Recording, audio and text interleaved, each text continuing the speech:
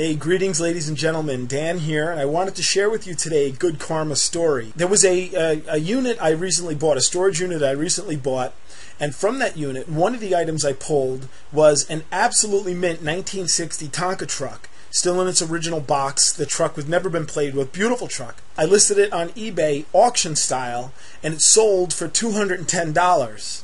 Now I was a little disappointed because the truck was just absolutely beautiful. I figured it would have sold for more than that.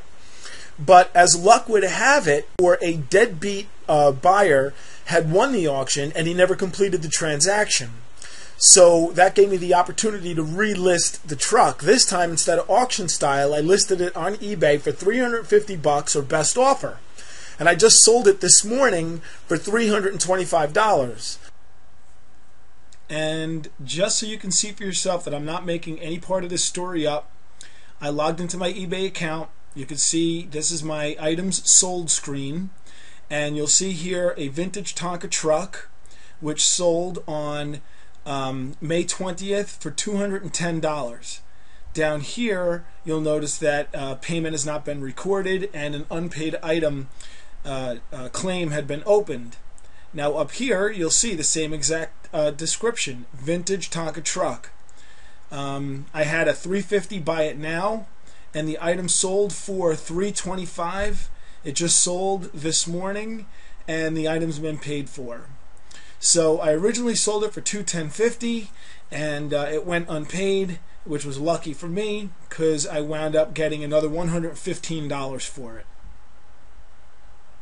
So this deadbeat buyer actually did me a favor by not completing the transaction, because I got another $115 out of the truck. So naturally I was very, very happy about that. The reason why I'm telling you this story is because auction inventory right now is at an all-time high. For better or for worse, there are a lot of storage units that are going abandoned these days, and buying abandoned storage units is an absolutely fantastic way to make additional income, to make full-time income, to make hobby income.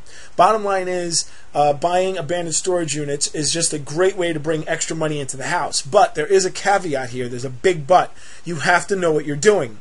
If you don't know what you're doing, if you go to a storage auction and you're shooting from the hip, then you're putting yourself in a really bad position to overpay for a shitty unit.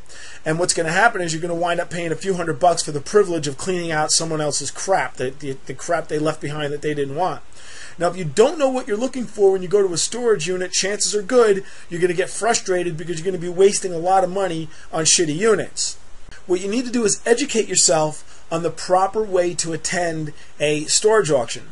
Now, if you head on over to my blog at selfstorageauctionprofits.com, you'll find some great materials that I give away absolutely free that can help you to become a successful storage auction treasure hunter. And I just wanted to also mention to you real quick, from this same unit, I bought this unit for $400. I sold that truck I just told you about, the Tonka truck, for $325. I sold this truck for $115. I pulled a ton of vintage clothes out of that unit. I sold all the clothes combined for $2,600. I mean, I really pulled some great value out of this unit. And the reason is because I knew what kind of clues of value to look for that told me that there was some great items to be had inside that unit. So again, I just suggest that you head on over to my blog, check out the information I have available there so that you too can become a successful self-storage auction treasure hunter.